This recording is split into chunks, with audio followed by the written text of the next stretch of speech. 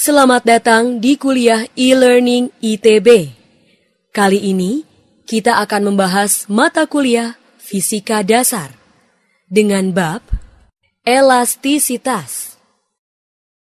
Negara kita sangat rawan dengan berbagai bencana. Salah satunya adalah gempa di Jogja yang terjadi pada tahun 2006. Seperti bencana-bencana alam lainnya, gempa di Jogja meninggalkan duka yang mendalam bagi kita. Bangsa kita perlu mempelajari teknologi rumah tahan gempa, yaitu rumah yang dapat bertahan terhadap goncangan, tahan terhadap geseran vertikal maupun horizontal. Salah satu faktor utamanya adalah pembuatan dinding rumah. Kali ini, kita akan melihat lebih dekat keadaan rumah-rumah yang hancur dan yang masih bertahan. Daerah rumah-rumah yang hancur ini tidaklah berjauhan dengan rumah-rumah yang masih bertahan. Kebanyakan, rumah-rumah yang hancur adalah rumah tradisional yang dibangun dengan sederhana. Kolom dinding rumah dibuat tanpa tulangan besi. Berbeda dengan rumah yang masih bertahan dengan goncangan yang relatif sama. Dinding-dindingnya dibuat dengan tulangan besi. Apa sebenarnya fungsi tulangan besi pada kolom sebuah bangunan? Ini adalah jenis kegiatan hiburan yang sangat menegangkan. Tempat-tempat wisata banyak yang mempunyai fasilitas olahraga ini. Perlu keberanian khusus untuk melakukan olahraga ini. Terjun bebas yang dilakukan oleh orang ini ditahan oleh sebuah tali yang dililitkan pada badannya. Lihatlah, tali tersentak dengan gaya yang besar ke bawah, dan akibatnya tali menarik balik orang tersebut ke atas. Orang akan bergerak naik dan turun hingga menjadi diam di atas permukaan air. Pada saat orang ini sampai di bawah, maka keselamatannya praktis bergantung pada tali. Wow, pernahkah terfikirkan kekuatan seperti apa yang harus dimiliki oleh tali? Apa yang kita bicarakan adalah mengenai sifat mekanik bahan atau material. Pada dasarnya, manusia sangatlah berkepentingan dengan berbagai bahan. Bahan digunakan pada berbagai hal sesuai dengan sifatnya. Pengetahuan mengenai sifat bahan meliputi berbagai sifat kimia dan sifat fisika. Sifat-sifat kimia adalah apakah bahan tersebut dapat bereaksi secara kimia dengan bahan lain yang sangat mungkin terjadi pada pemakaiannya. Misalnya, bagaimana pengaruh uap air pada bahan jika suatu bahan digunakan pada lingkungan lembab? Sifat-sifat fisika, misalnya sifat listrik.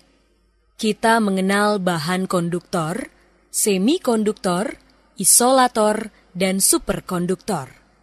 Sifat termal, isolator termal, konduktor termal, pengaruh kalor pada bahan. Sifat mekanik, rapuh, keras, elastik. Pada kesempatan kali ini, kita mempelajari elastisitas, yaitu ilmu bahan yang khusus mempelajari sifat mekanik bahan. Lihatlah struktur dinding bertulang ini. Batang-batang besi yang ditanam memanjang membuat sistem dinding menjadi elastis. Tanpa batang besi atau biasa disebut tulangan besi, maka dinding akan tidak elastis, artinya menjadi rentan terhadap tarikan. Dengan tarikan dapat langsung patah. Besi tulangan pada dinding membuat dinding lebih tahan terhadap goncangan, seperti yang kita amati pada slide sebelumnya. Soal 1. Bahan dimanfaatkan oleh manusia karena sifat bahan, baik sifat fisis maupun sifat kimia. Sifat apakah yang diperlukan untuk benda-benda berikut ini? Beri contoh bahan yang mempunyai sifat seperti ini. 1. Bodi mobil. 2. Pintu pagar. 3. Kasur atau sofa atau jok mobil. 4. Bodi pesawat terbang. 5. Sepatu olahraga. Kekuatan mekanik suatu bahan dipelajari untuk berbagai situasi. Sekali lagi, hal ini dilakukan karena kita memerlukan bahan untuk berbagai keperluan dan untuk setiap aplikasi. Jenis kekuatan tertentulah yang kita utamakan. Mari kita tinjau beberapa contoh.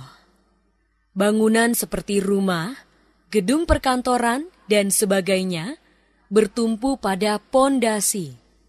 Sudah barang tentu, beton pondasi haruslah kuat menerima beban tekan.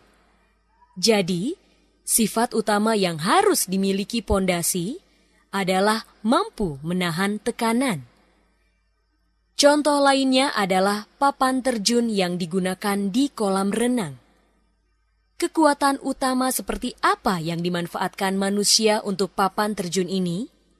Tentunya bukanlah kekuatan untuk dapat menahan beban tekan yang besar, melainkan kekuatan untuk dapat dibengkokkan dengan beban tertentu.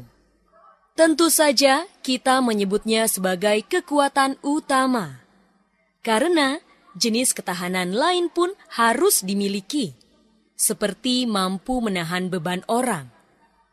Kita dapat memperhitungkan berapa berat maksimum yang mungkin diterima papan. Berbagai bahan tersedia di pasaran. Untuk keperluan umum yang penting, setiap bahan biasanya disertai dengan spesifikasi kekuatan bahan. Kekuatan mekanik bahan diuji di laboratorium-laboratorium. Berikut ini adalah contoh pengujian mekanik bahan. Uji mekanik yang sedang Anda saksikan adalah uji CEPI. Uji ini digunakan untuk mempelajari kemampuan suatu bahan mendapat beban secara tiba-tiba atau beban impact. Sampel diletakkan di tempat sampel.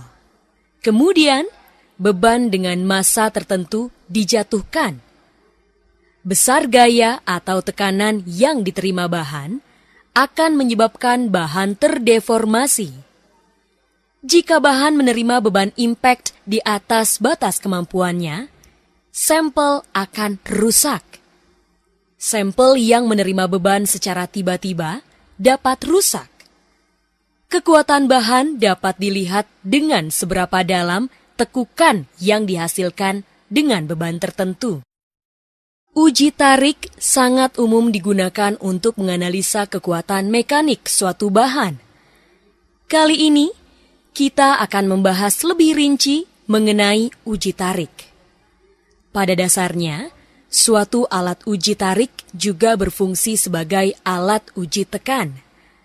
Hal yang paling penting pada suatu alat uji tarik adalah alat tersebut dapat membaca beban, tarik atau tekan, dan membaca panjang sampel secara akurat. Pada umumnya, sampel uji tarik dibuat berbentuk lebih sempit di tengah. Setelah kedua ujung sampel diklem, kemudian sampel ditarik perlahan-lahan. Ketika sampel ditarik, sampel akan memanjang. Seberapa pertambahan panjang sampel bergantung pada jenis bahannya. Setelah mencapai tarikan maksimum yang dapat ditahannya, sampel akan rusak. Gaya tarik diberikan mula-mula kecil saja, kemudian secara perlahan diperbesar. Gaya tarik pada ujung-ujung sampel akan diteruskan